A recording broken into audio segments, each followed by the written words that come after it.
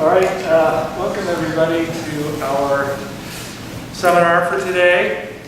I am very delighted to be able to introduce our speaker today. He's known to many of us because he works in the building here and has been here for quite some time. At least 15 years, probably longer than that. Don't remind me. And he's the first of two during this quarter where we've invited our faculty who have gone through the promotion process, and Indro's promotion to associate research professor has been approved by the provost and recommended. So we're very happy for him and happy that we're seeing his career continue to advance from having completed his PhD in the same school 11 years ago, and all the different kinds of things that he does. I'm not going to sort of rattle them all off, but Indro is well known to a lot of us because of his wide interests and his strong analytical expertise. And also, he's known to a lot of folks out in the communities in which we engage because he is so working on problems that are so much of interest to folks in the industry and in the broader policy world. And so, to that end, he's going to talk today about sort of, I guess it's a policy relevant question about the role of forests in mitigating the warming. Thanks, Dan, for that excellent introduction and for the announcement. Yay, I got promoted. So I'll fire this up. So, and thanks for reminding I'm getting old. It's 11 years, my goodness. Yeah. But anyway, we'll have to live with it. So this is my talk. I want to introduce my co-authors in here, and Francesca, who I saw walk in, her over here, she contributed quite a bit. Kent also contributed. Olivia, who was with me. Oh, the doctor was a mistake. Dr. Misna, not doctor.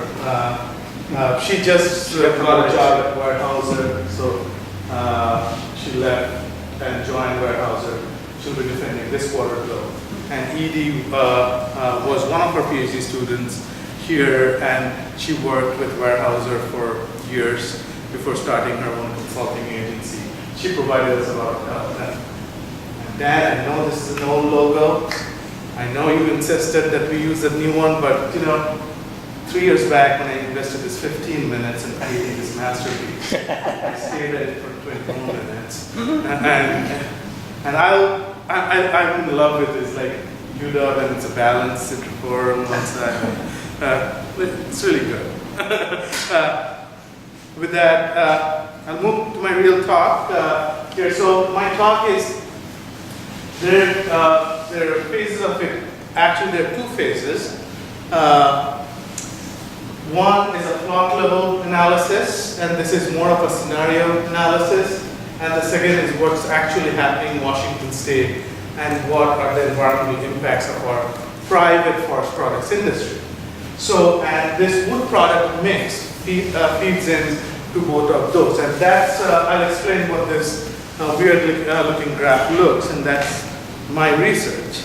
So the phase one is a plot level analysis where the wood product feeds into the harvest cycles. And then phase two is a state level analysis where the wood products mix feeds into what's happening in the state and how that impacts the environmental impact of the state. Now there's this concept I'll just talk about. I won't introduce that concept. When Francesca gives talks associated with this, she generally introduces like 5 equations with integrals and derivatives, and which at the end of the day, it's like she says, oh, these are, just to see how smart I am. But we introduce all those things, but just don't have the formulas for you. How many of you are familiar with the term radiative forcing? Okay, a few of you. So radiative forcing is a fundamental science that's behind the global warming assessment. We have emissions, and we look at the radiative potency of those emissions, for example, CO2 in the atmosphere, and the heat trapping capacity. And then using those heat trapping capacity and how long that particular emission stays in the atmosphere, we calculate the radiative potency or the global warming potency of that particular emission. For example, CH4, which has a lot more radiative efficiency, traps a lot of heat, but it stays in the atmosphere for a shorter period of time. So for first few years, and it is totally decayed in the atmosphere through natural processes within 25 years almost. However, CO2 stays in the atmosphere for a long time. Though it has a smaller amount of radiative efficiency, it stays longer. So over 100 years, it becomes more potent. And all gases have their own radiative efficiency. So it's not really a carbon assessment goes in the back end, but there are other emissions too. For example, N2O, which also have a huge radiative potency.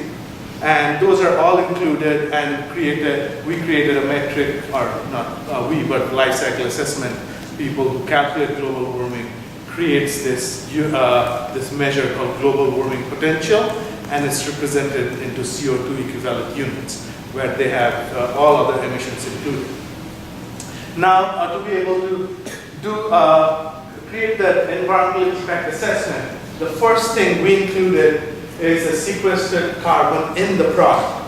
So how much carbon is sequestered in the product, and then how much of greenhouse gases did we emit to produce this product.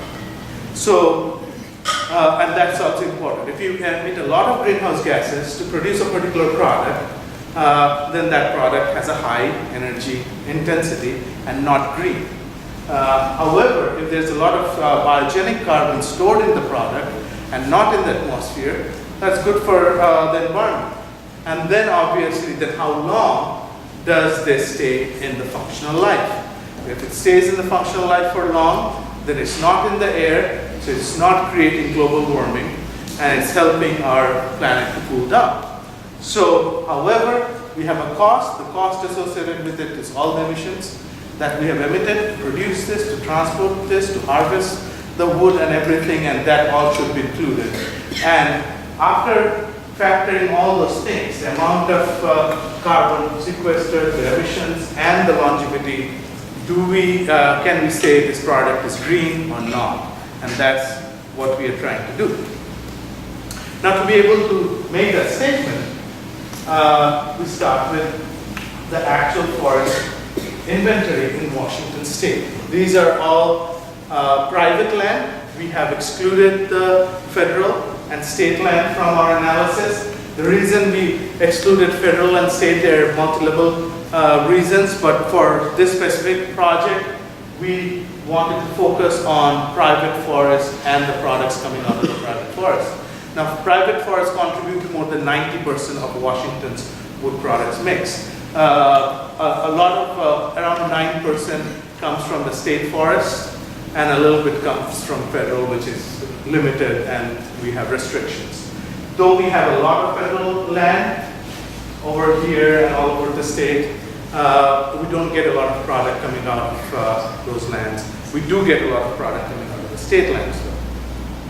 And here, on the dots, the pinkish are the small landowners, and the green are the large industrial landowners.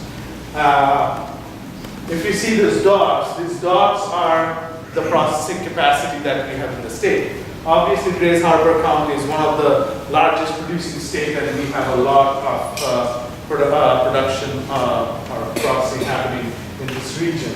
The red dots are sawmills, and then we have some veneer, coal, chip, pulp, and various other mills.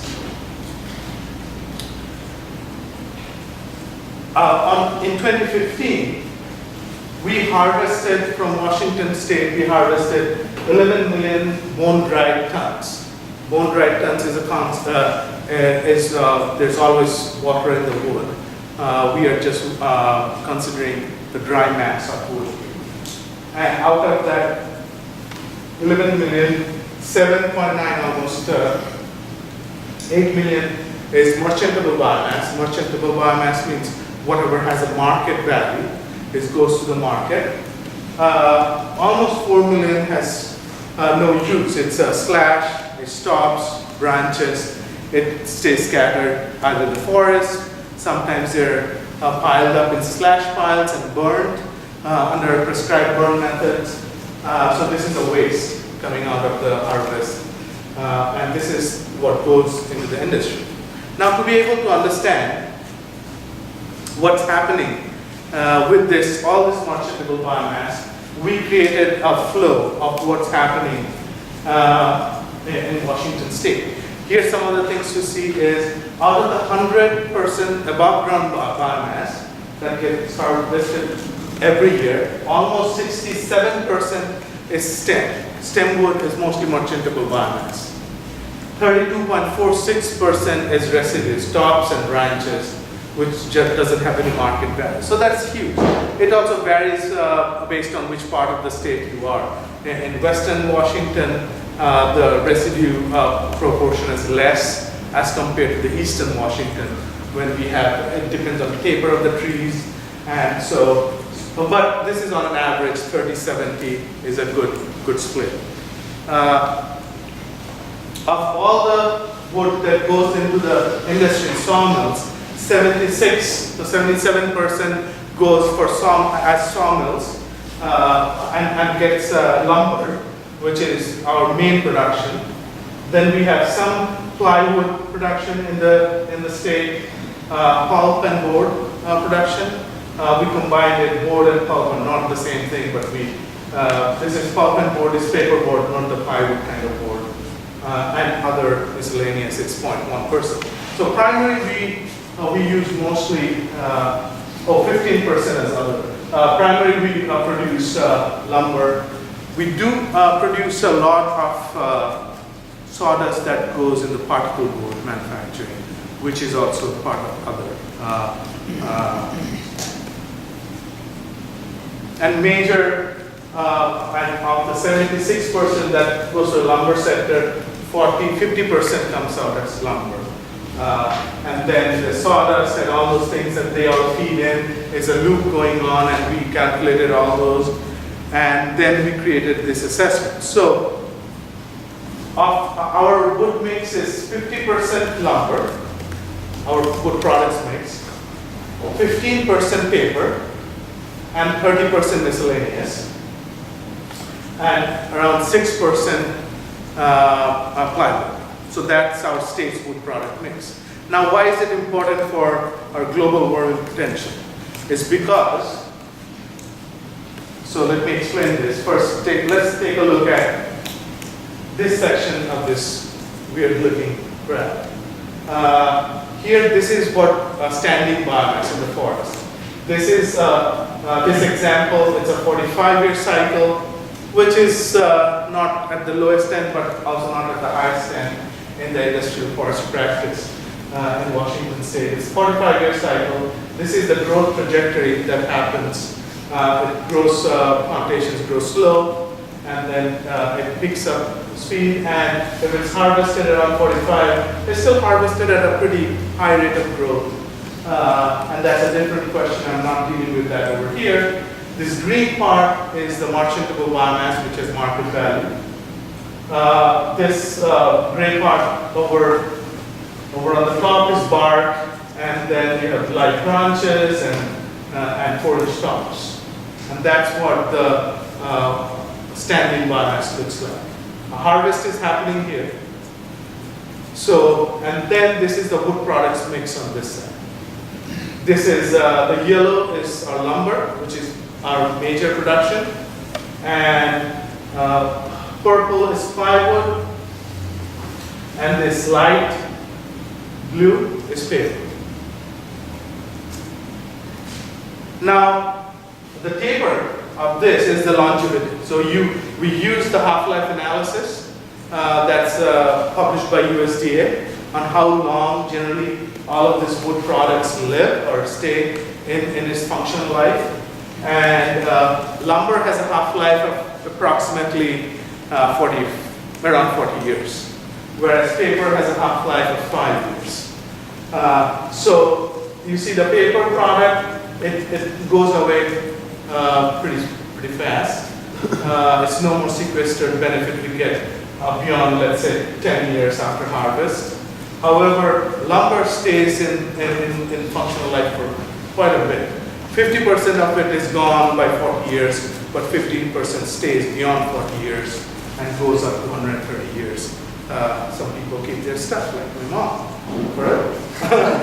Never throw them away, right? So, gives a carbon benefit.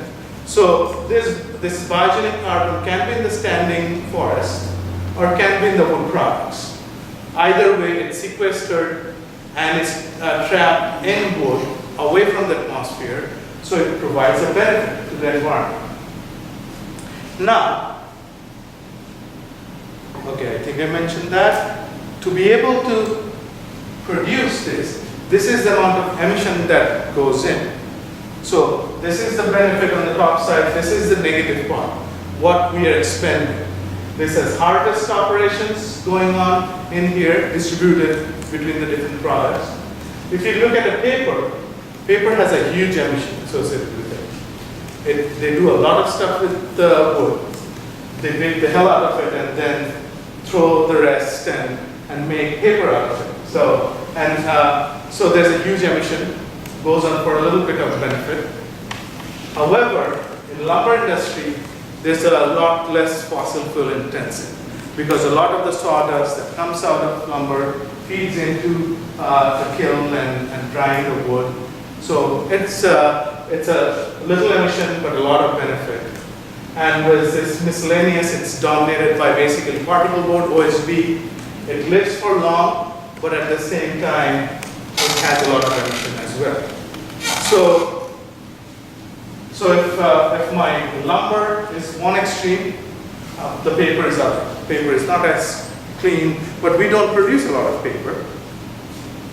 So, in general life cycle assessment analysis, what we get is the lower part. And how many of you have heard about life cycle assessment, by the way?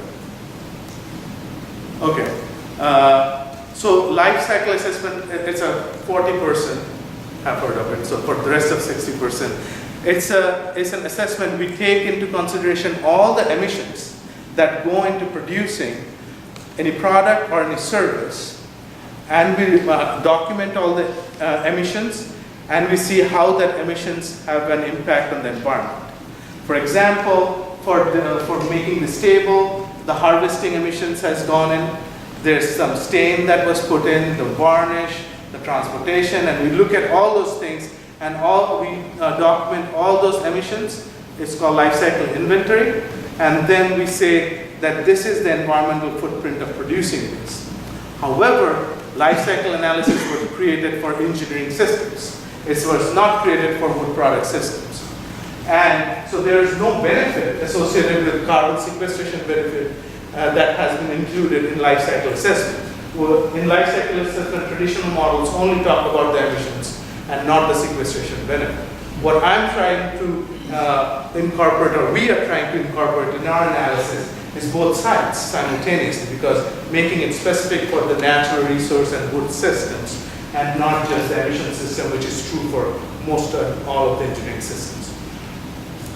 So when we take this is a 100-year box, and that's what we get out of the software packages when we say 100 years life cycle assessment impact, because this is a model, it's not a linear model. You have to cut it off somewhere and integrate it and try to get an analysis. So here is the 100 years evaluation of each of these products. This lumber here, this purple line is the global warming impact emission of lumber after factoring in the emissions associated with production. So the blue is without production, the purple is with production emissions. So if you see that other than paper, all of the wood products come out to be net positive in their environmental impact. However, paper comes out to be net negative in terms of their environmental impact, just if you're looking at the product itself and the sequestration benefit. By the way, all other product comes out to be net negative in this whole world, except, not the whole world, but a few maybe exceptions, algae. But for most of the engineered products, even Tesla would come out to be net negative because Tesla doesn't sequester any carbon, it only emits for the production. So each and everything comes out to be net negative, except these wood products, we have this advantage of sequestering carbon for a long period of time and having a net, an offset. I didn't ask how long? 40, 45 minutes. Okay. I will not torment you for too long. So this is after doing all those assessments, we looked at all the product wood that's coming out of Washington's forest, private forest by the way, and we looked at all the emissions that's happening to produce those, harvest the wood and produce those, and we documented everything. These two bars are for Washington State, so over here. We have the Washington State's private forest has a net environmental benefit of 1.7 million tons of CO2 per year sequestration. Just the wood products. Just the wood products. And if we factor in, if we do not factor in the emissions that goes into production, it goes up to 4.3 million. So this is the net benefit. Is that graph clear? Anybody has questions about this or need a clarification? So some of the emissions are materials that are short-lived waste materials from the harvest. So the waste materials from the harvest are documented here. This is the residual waste that that decays. However, thanks for that question. However, there's a lot of sawdust that goes into burning the kiln.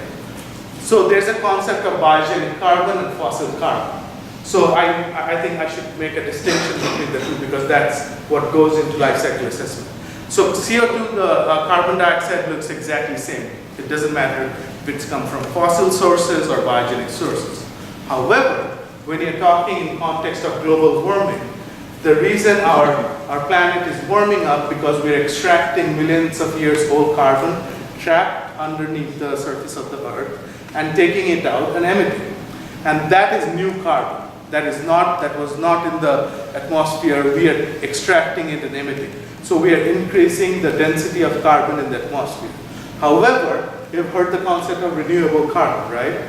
Renewable carbon is carbon that is which was in our atmosphere 100 years back within our lifetime. Maybe I'll live for 100 years, but within recent years, and they are in a closed loop here, sequestering, emitting. So that is not adding new carbon to the atmosphere. That is carbon that is already in the atmosphere. However, fossil carbon is carbon that was underneath the earth and we're extracting, emitting, and that's what's contributing to global warming. So when we calculate global warming, we do not include the biogenic CO2 that gets emitted because we call it global warming neutral because that was in the atmosphere, that's not fresh carbon. However, we do take all the fossil, all the diesel, all the fossil carbon, and we do account global warming for that. So these are all fossil carbon. However, if any CH4 gets emitted out of biogenic carbon, we do account for that because when trees sequester, it sequesters CO2, and if the same carbon comes out as CH4, it is 28 times more potent on a 100-year scale. So we have to account for the CH4 that gets emitted from the biogenic carbon, but not CO2. That's, I think, more information than we needed. Since we're talking about mitigating potential, it seems obvious that you have to include emissions. So why even show without? Oh, without emissions? Yeah, isn't that your red bar? Oh, the blue one? Or the blue one? The blue one is without, I'll explain. That's a good question. I'll have an answer in a later slide. Okay. So again, with emission is 1.8 tons of CO2 emission, sequestration per year, just the wood products, and without emission is 4.3. It's a good question, why without emission? I'll talk about that in a minute. And restate your answer, the long answer you gave to me. You're assuming the amount of standing carbon on the ground is unchanged I'm on a 100-year time frame. That's right, and that's my plot level analysis. I'll explain that. I'm making the assumption that that the wood is harvested in a sustainable basis. I'm removing less than is sequestered in a particular year, and which is actually the case. We are removing less than what gets sequestered because number one, most of our forests are SFI certified. They have that requirement. Plus, we have a lot of private forests who do not. Now, we lose a lot of CO2 from in terms of because of wildfires, but on average, regular forest fires do take care of some emission. So we are at net balance, if not. So we are sustainably harvesting. That's one of the assumptions we used, and that is a required assumption for carbon neutrality of biogenic CO2. Okay, so again, based on our statistics, at this point we are harvesting less per year than we are sequestering. So there is an additional benefit every year we are adding because of standing biomass, additional standing biomass in the forest, and that's 7.4 million metric tons of CO2 equivalent. The wood products, the one we calculated is 4.3 million metric tons, so total comes to 11.7. Here I should provide a footnote. This 7.4 metric ton, I think it's a little bit overestimation because, not I think, I'm pretty sure it's overestimation. The reason is a lot of the regular forest fires are not factored in our, most of our advanced modeling. I think Greg modeled something where you have factored in the forest fires, but generally, if we have more forest fires, that doesn't factor in, and we know we have had a lot of forest fires recently. But if everything stays correct, we have 11.7 million metric tons that get sequestered every year, benefit, and that is, and our Washington State's annual emission, global warming emission is 94.4 as of 2013, and if we are helping sequester 11.7 per year, then it is what percentage? 12.7%, right? 12.7% of overall state's carbon emission. So we are helping clean up. Now, the reason we did not did this number without emission, because this emission is already included in Washington State statistics. So we needed the number without emission so that we can show that that how much global warming mitigation just the private forest is contributing. Now this is much higher when we factor in federal forests and state forests.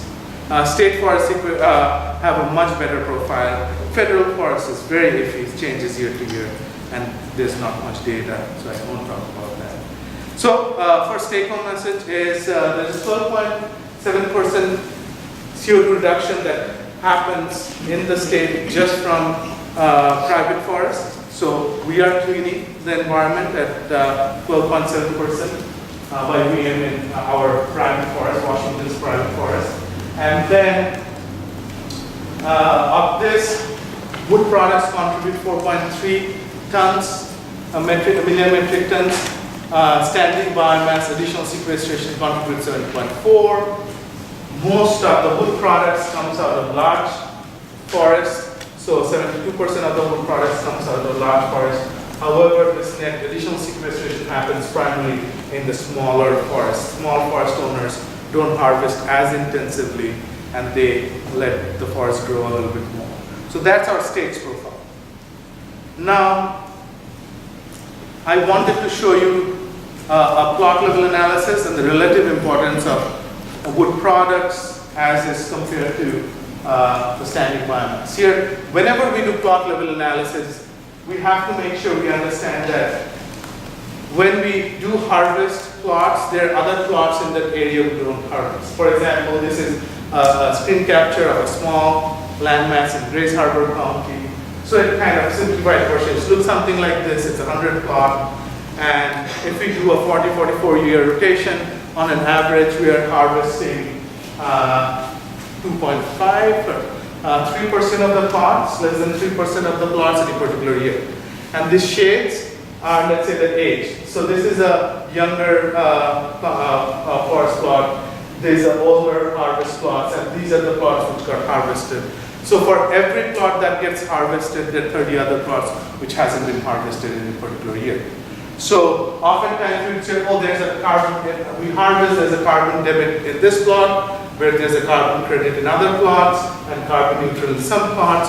So we always need to have a landscape level understanding, not a plot. Plot level is important, but we need to situate that plot level understanding as a landscape level understanding.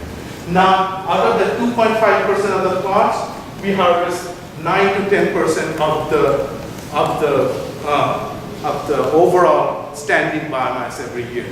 So why the 2.5% plots end up being 10% is because the harvested plots are the most biomass intensive plots. Whereas we have plots all over with thin plots to very dense plots. So our analysis, we are taking one of those plots and let's say that's shorted, the stem, 4-inch tops. We all know why we are talking about 4-inch tops, right? There are two kinds of tops. 6-inch tops, 6 to 4-inch is pulpwood, and 4-inch tops are not used anywhere. It's slashed, it's throws away, it gets thrown away. So live branches and bark, and then these are the wood products that come out. Some live longer, some don't, and that's the wood product mix. This is the residual biomass on the forest floor that decays over time. Some gets burned, and either at the forest floor or at bioenergy facilities. These are all the emissions we talked about. Now let's first talk about what happens if you don't take the wood products and just take the standing biomass and harvest and emission. And let's add more cycles to it. So if we take one cycle and we look at all the emissions stay for a long time in the atmosphere. It stays for a long time. However, what's happening here during that time? This is the case when we deforest, we cut and run. Okay, that's not sustainable harvesting. That's why if it's not sustainable harvesting, we cannot factor this as the carbon neutral budget carbon. However, if it's sustainable harvesting, that means we are harvesting, and then it takes 9 years. In any particular plot, it takes 9 years for that carbon debt we have, deficit, to come up with, and this includes all the emissions. This includes the harvest emissions, this includes the production emissions, transportation emissions, and all those emissions, and it takes 9 years for that to be factored in and goes back into the forest. It gets sequestered in the standing forest. However, so on an average in any forest in that landscape, there's a standing, the global benefit average in 1 acre is 46,000 kilograms per CO2, because there's always other plots standing there. So in a landscape level, we are never going on a carbon debt. I disagree. Okay. If you weren't harvesting, the average would be higher. It can. I'm not talking about without harvesting scenario. I'm saying at a plot level. That means it's not neutral. We are harvesting every year what we are growing that year, at least. So if you take a look at the yearly sequestration and yearly extraction, it matches. But you are talking about a scenario. The stock is lower. The stock gets lower, yes. But it never goes negative. It's never a debt. However, if you factor in the wood products in the mix, then remember that was 46,000, now it's 106,000 kilograms per acre. So it more than doubles. Now you can question how it more than doubles because some of the wood products live really long. And so it more than doubles. So wood products do contribute significantly to our global warming mitigation potential. Standing forests do, we need them, definitely we do, but wood products do contribute. So my whole purpose of this talk is to show the role of wood products in global warming mitigation. And now we can always change the scenarios and say what happens if we harvest at a longer cycle or shorter cycle, and what's a better option for the environment and sequestration. But nonetheless, this is an existing practice, and wood products do play a good role, and we are a net carbon sequester in the state of Washington. So second thing is, number one, plot level analysis should always be situated on a landscape level, and then wood products mix and longevity of wood products do contribute significantly to global warming. If I were to recommend on the wood product side, for example, we are talking a lot about CLT and mass timber and structural wood. These are good for environment because we are putting wood in buildings which will live for 100 years, and so we are trapping the wood in a building for really long. While making space for new wood to sequester or new carbon to get sequestered in the forest. So most of the conclusions I talked about, I won't repeat those. And I realized all forestry presentations need to have pictures, which I did not have any, especially about wildlife. So that's my wildlife over there. Her name is Maya. She was, yesterday was her birthday, 2 years old. And that's my low carbon mode of transportation. So thank you very much for your attention. I can have some questions.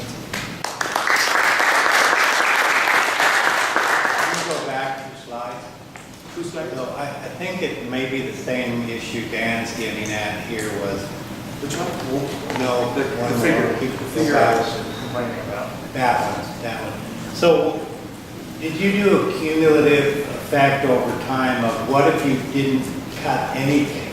You just let the trees grow, you made no forest products, you didn't make anything that got built in a building and stored. Right. What's the difference? So no harvest, that's Greg's stuff. I don't know. What happens if you don't harvest for 100 years? You should be able to do that. If you go back to the previous one, you have that line across there. Mm-hmm. If you didn't harvest, of course it wouldn't be going up, it would fluctuate a little bit, but it wouldn't be going up and down. Yeah, if you do not harvest, just from... There would be more carbon standing on the landscape. Right. No doubt about it. So you're bringing the level down by harvesting. Right. But then on the next slide, you might find that you more than make it up with the forest products. Right. And you don't know that until you do the comparison. Right. And from here, the solution seems very simple, that you harvest late and you push the line up. But when we factor the wood products, the solution may not be that simple. If you're harvesting late, you have less wood products, more standing biomass. Based on economic theories, I can tell that we can push the harvest a little bit late and still move it higher, because what the foresters do, they harvest on a net present value analysis, not a net carbon or maximizing carbon, but maximizing profit. And there's a lot of opportunity cost, but we know that if you're harvesting late, we can push it up. But the whole idea about 80-year cycle in Western Washington, that's not a good, because that people look at only the forest and make those assessments and not look at the wood products. Plus there are disturbances, and that's something that's outside my scope. Hopefully we'll be able to work with others in the faculty where we can expand that understanding. So to build on what Ken was asking, you might have been asking about substitution or leakage. I don't know. But you might address those two topics. Right. And our richness to that. Exactly. And that's one of the things about wood products that I did not talk about here, is the substitution aspect. If this is not wood, what is this? Is plastic or something else? And look at the carbon impact of a plastic disc versus this wood disc. It can be bad or good, I don't know, but then you factor in substitution effects. For example, CLT used in buildings, we did that study, and what happens if you use CLT versus steel and concrete, which is traditional. And Cindy's presentation is about that. That substitution effect, that on top of it, wood products have that benefit, and which we are not factoring in. The one question that people may ask, nobody asks, so I'm asking, why then produce paper? We see paper is a net negative, right? Why produce paper? Because the answer is because it's a system. We need to produce paper. It's an economic system. It's part, paper production makes our forestry, all these individual components, particle board paper, they all together make our forest system economically viable. So though we trade off having some paper, it's a job producing industry. At the same time, it's negative, but we produce a lot of lumber, which makes up.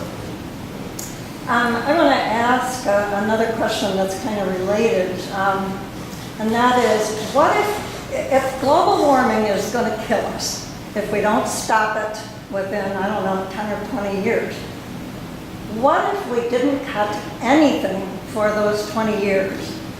And then added it back in just a little bit at a time and made ourselves reuse all this wood that we throw out. And have you done any? Well, that was kind of your question. Yeah, right. Kind of your question. Yeah, it's more elaborate. Okay. Yeah. Yeah, that's question is okay. This is that's what I'm saying. But no, that's a very good point actually. And there are a few House bills that were discussed, and they were talking about what if, because we are in a situation where dire situation, we need things. But at the same, we need to understand this is all privately held property we're talking about. What happened in the past when we tried to protect spotted owl, we killed more spotted owl.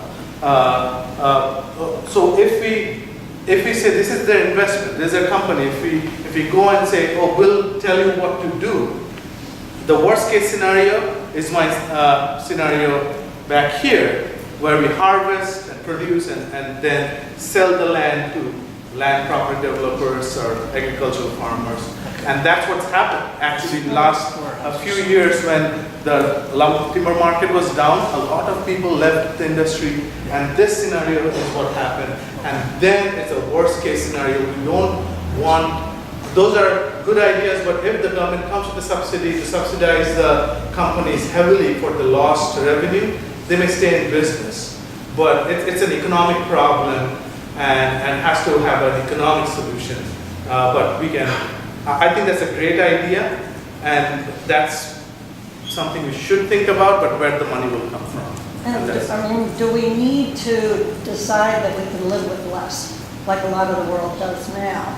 And that they're all trying to get up to us, well, maybe we should be coming down Yeah, to and them. it's a combination of all of If we really want to those. save this world. To be able to do that, we'll have to think about all those individual behaviors, practice, Yep. my using a camel than my car. but that's excellent actually. Yeah, two hands. Can I have Stacy and then you? So you kind of touched on it a little bit, but how does land use change back into your private forest accounting? So there are two ways land use change. This is the bad part of land use change. The good part of land use change is there was nothing here and we are adding more carbon. So I was just talking to another professor who came from New Zealand, and what they did in the carbon reduction goal, they took all their pasture land and grazing land and converted it to plantations. And boom, they have a land use change with sequestered carbon every year, and they're accounting it. So that's a good kind of land use change where you convert agricultural land to forestry land and start sequestering more and more carbon. However, if we have a negative land use change going out of forestry, that's the worst case scenario. We have to make sure we are sustainable. We are, I think, the most sustainable in the country in the way we manage our forests. However, we don't want to go in a situation that we convert forest land to non-forest land. So that's a big problem. Kent, and then I have... The question about letting the land sit for 20 years. The biggest driver of wood use is by far housing. We're building 1.2 million houses a year right now, and that's not enough actually. And that's why one of the reasons house prices go up, because we're not building enough housing.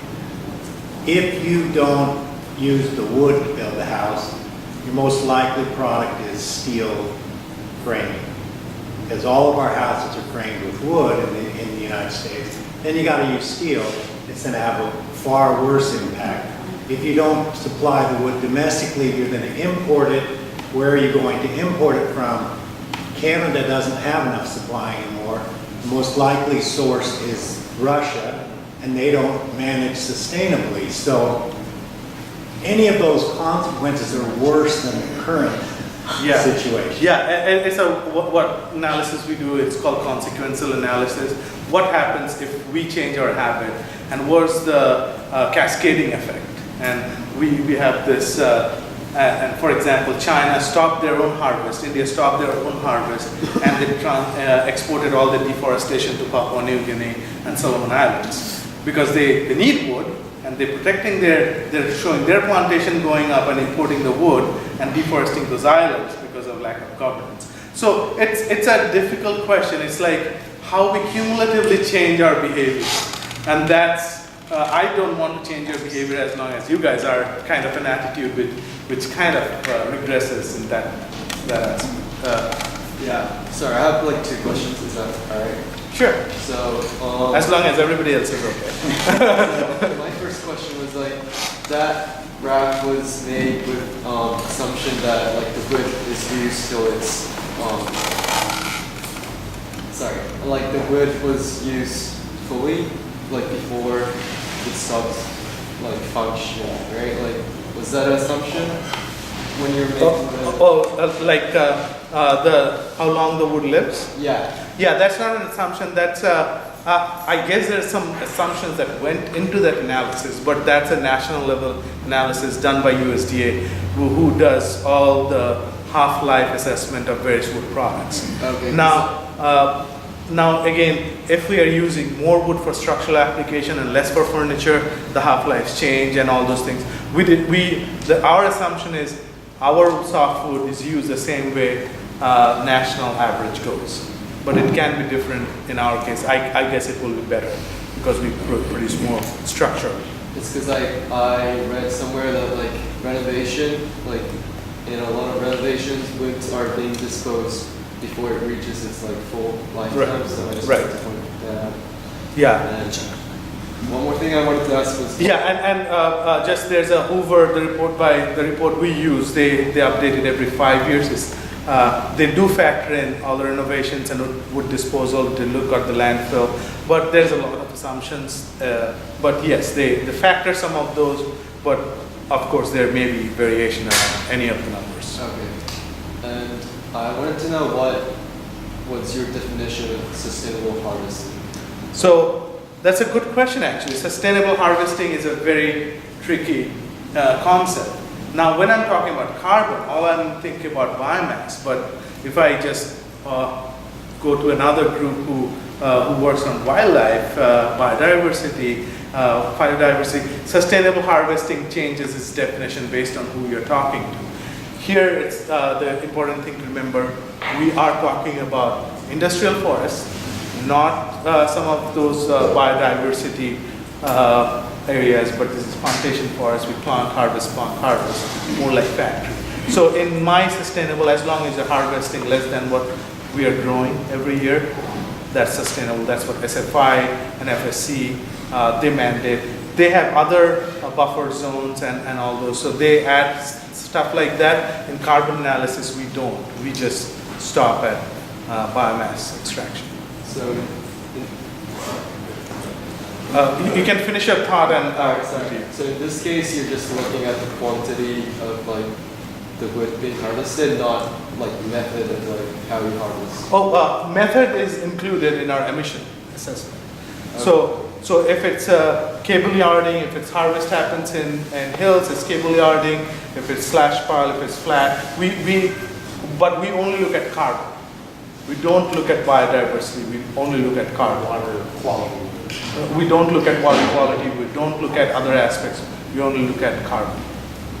I was just going to ask if there's any private or corporate concern about old growth systems in the Pacific Northwest especially, and how those factors are related to the economic benefit from lumber versus all the other factors that So- old growth systems would contribute, especially where we are regionally.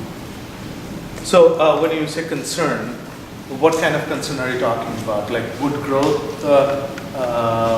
Ecosystem services from old growth. Yeah. From old growth, you say? Okay, so in my analysis, that's one of the reasons I avoided using federal or state, because it's only private industrial forests that contributed to this analysis. So old growth is not part of this analysis. There's no, And almost there's no old growth here.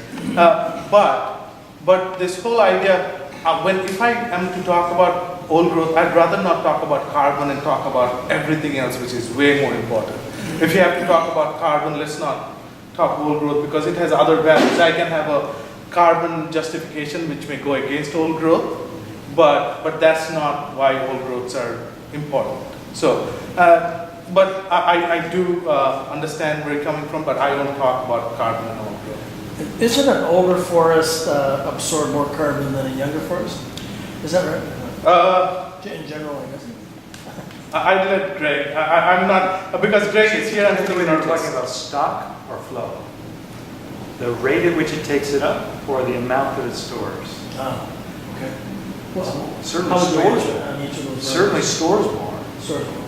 And there's maybe still some controversy about the time at which the rate tapers off, but there's general notion that as it gets older, it tapers off. Is that about? You would expect for Douglas fir, well-managed forests, Douglas fir, right, somewhere between 80 and 120 year rotations would probably maximize your carbon uptake. Like Your wood production 200, you have a decline in. usually decline. Because it's fallen over. But the storage has continued to grow.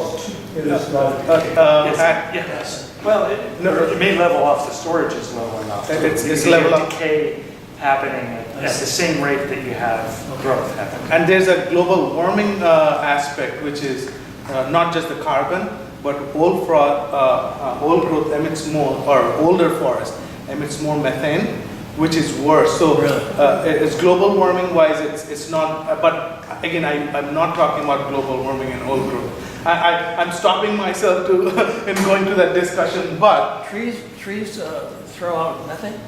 yeah, anytime it's an anaerobic condition, when there's no oxygen in the system, or less oxygen in the system. Forest. So Thanks.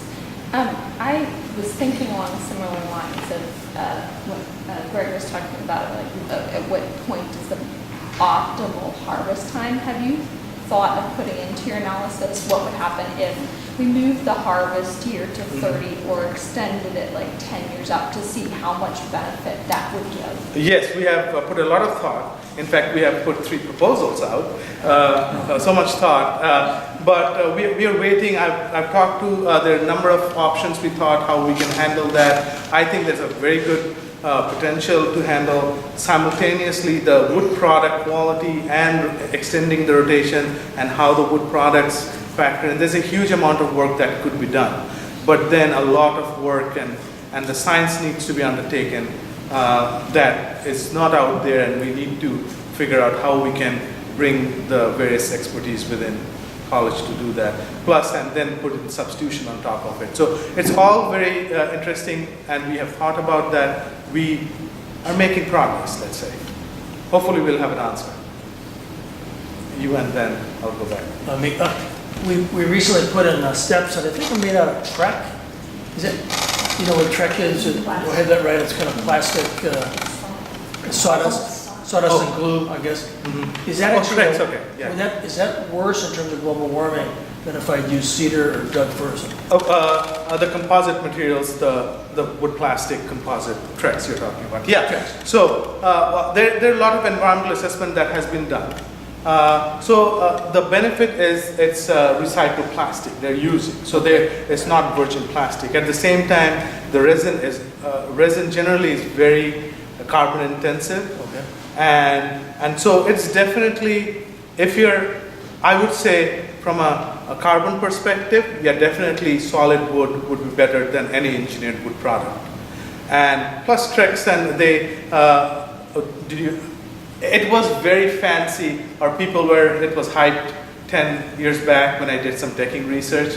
It has, because people started seeing end swell and some of the, like if you barbecue, a charcoal falls and then there's a hole. Oh, really? I haven't seen that yet. Okay, don't barbecue, make sure your charcoals are safe. But all those, and then they discolor in different ways in hot. So there are other problems, but from carbon perspective, I'd rather go with solid wood.